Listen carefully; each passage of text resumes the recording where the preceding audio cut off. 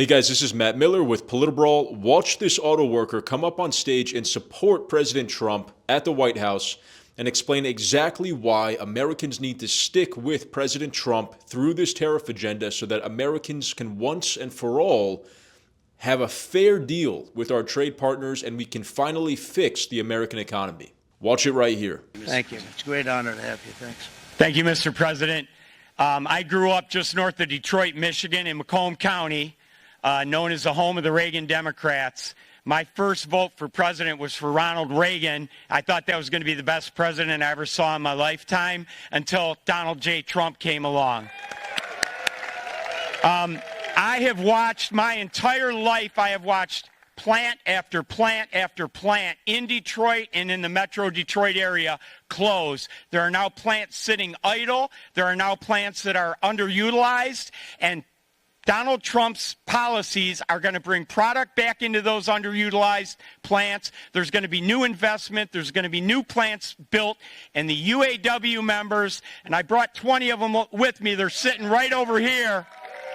We support Donald Trump's policies on tariffs 100%. So, Mr. President, we can't thank you enough. And in 6 months or a year, we're going to begin to see the benefits. I can't wait to see what's happening 3 or 4 years down the road. Thank you, Mr. President. South Africa, 60%, 30%, and they've got some bad things going on in South Africa. You know, we're paying them billions of dollars, and we cut the funding because a lot of bad things are happening in South Africa. The fake news ought to be looking at it. They don't want to report it. Brazil, 10%, 10%. Bangladesh is 74%. So you see what's going on. Pakistan, 58%. Sri Lanka, 88%. So what we're doing is we're taking not the full, we could take the full 88%. Thanks a lot, Aaron. He's doing a very good job. How's he doing, all right? I think you better take it with you. It's not going to last very long. He's going to put it, it's going to follow you down with the wind. I brought a hat just in case it got too windy, but here, would anybody like a hat? I'm not giving it to a cabinet. I'm giving it to the auto workers. Come here.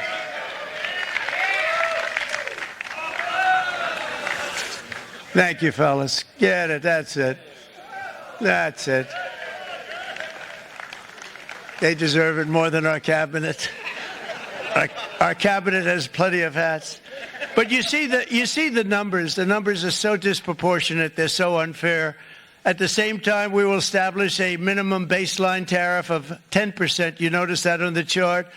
And that'll be on other countries to help rebuild our economy and to prevent cheating. So we're going to have a minimum of cheating, and we're going to be very severe on the people that at the gate that watch the tariffs and watch the product coming in, because there's been a lot of bad things happening at the gate. It's great to see this auto worker who understands how these tariffs fit into Trump's economic game plan and why they're necessary for America to finally push back in the way against the way that we have been getting ripped off by our allies and trade partners.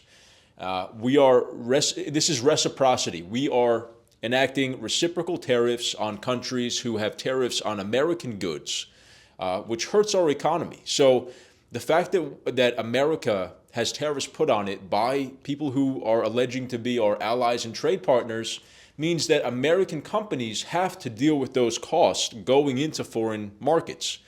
You know, if I wanted to start a American-based business and go and do business in China and sell to a Chinese market or a Japanese market or a German market or whatever, the tariffs that are enacted against America will hurt my profit margins and my ability to be successful in those foreign markets. It hurts American business.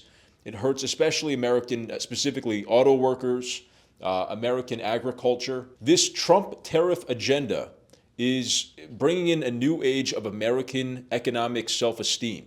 And I think it's incredibly important that we back the president right now, that we see this through, and we understand why it's fair and necessary to support reciprocal tariff rates against our trade partners who have these unfair tariffs levied against us.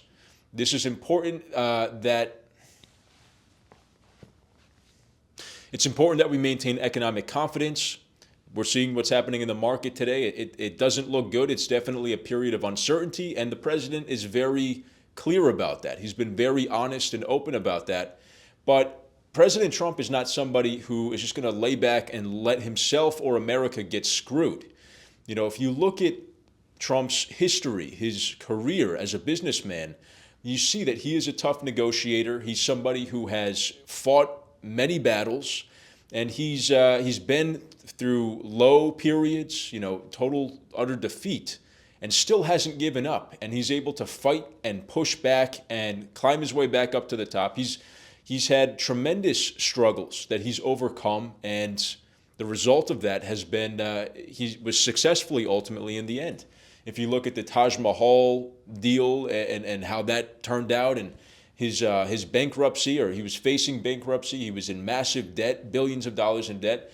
I actually think I heard him explain one time that he was in the Guinness Book of World Records for the biggest economic comeback in history. You know, he was in so much debt, but he built his way back up from that, and he learned from these challenges. You know, and I think the liberals and the media, the critics that look at somebody like Trump and try to point the finger at his failures, at the low points, at these times where he has struggled, as proof that he's not fit for the job or that he's incompetent, are completely missing the point, because he ultimately came back from that. And he's come back and he's learned from those experiences. He's come back as a stronger negotiator, a stronger businessman, with more knowledge, more experience. Anybody who's taking chances, taking risk, trying to do something, trying to build something, is going to have failures. But it's about, do you let yourself be defeated by those failures? Do you give up? Or do you come back stronger and better and more equipped for the next challenge? Trump is somebody who's always come back bigger and stronger than ever. And I think right now we're going into this economic tariff period of uncertainty with America's best interest at heart. He's trying to make sure America is no longer getting screwed when it comes to global commerce, that our allies and trade partners respect us, and they know they're going to have to treat us fairly, or there's going to be consequences for that. And it's something that no president in recent history has had the backbone to do. Definitely not Biden. Kamala Harris would not have done this. They would have let the American businessman, the American manufacturer get screwed, continue to get screwed. They would have maintained the status quo. And that would have continued to hurt the American economy and the American people in the long term. So this is a long-term play. This is trying to fix a chronic problem with our economy. And I trust President Trump as a businessman, as somebody who's been there and gone through challenges that have prepared him for this moment. I trust that he is well equipped to handle this situation and make sure that we come out on top in the end. So let me know what you guys thought of this clip in the comments. And do you agree with me that President Trump is doing the right thing here? Or do you stand with the president, or are you skeptical and wishing that this wasn't happening right now? Especially if you guys are looking at your retirement accounts, I understand why you would be upset or confused or nervous. But I want to hear what your thoughts are in the comments. Thank you so much for watching the video and supporting PolitiBrawl. I'll see you guys next time.